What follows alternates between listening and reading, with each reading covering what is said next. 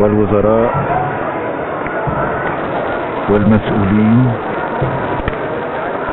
كلهم في وداع هذه الكوكبة من شهداء مصر الأبرار الذين ننظر إليهم بكل فخر واعتزاز. نحييكم والسلام عليكم ورحمة الله وبركاته. عفوا سيداتي وسادتي، فالحزن يتملكني، فقد ختمت سريعا ولكنني ما زلت معكم على الهواء.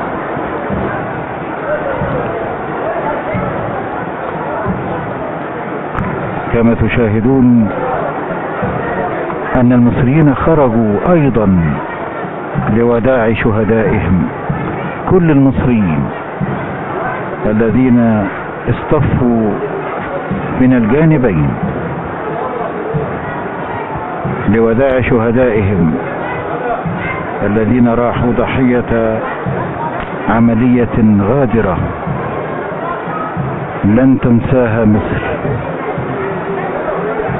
ولن ينساها المصريون.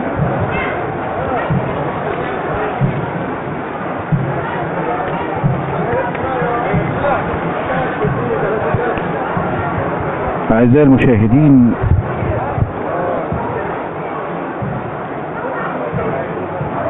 كنا تقابلنا مع شقيق الشهيد ثروت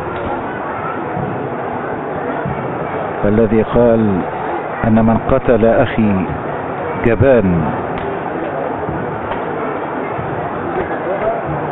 فزملاؤنا الذين يتابعوننا بمستشفى القبة العسكري أكدوا لي أن حالة من الغضب سيطرت على أهالي شهداء حادث رفح والذين حضروا إلى مجمع كبر القبة العسكري. دموع الآباء والأشقاء لم تنقطع، الكل يرغب في إلقاء نظرة الوداع على ذويهم قبل تشييعهم إلى مثواهم الأخير.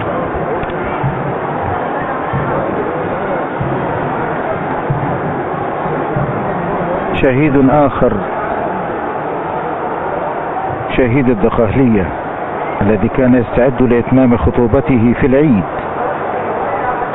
انطلق من قريته بساط كريم الدين في مركز شربين بمحافظة الدقهلية وتوجه إلى سيناء مرتديا بدلة الفخار والعزة، يحرس ثغرا من ثغور الوطن رغم اشتياقه الشديد لتناول الإفطار وهو في حضن أسرته، إلا أن ظروف مهمته حالت دون ذلك حتى اختطفته مع رفاقه أيادي الغدر والخسة. إنه الشهيد وليد ممدوح زكريا قنديل، 22 سنة، حاصل على بكالوريوس الخدمة الاجتماعية.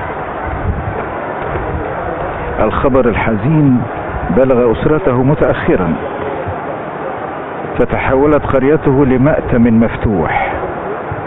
أصوات القرآن الكريم تنبعث من كل منازل القرية، لأن المصاب مصابهم جميعا. لم يتحمل والده الصدمة، نظرا لمرضه الشديد، ولم يتمكن من الحركة بعد أن سمع خبر استشهاد ابنه.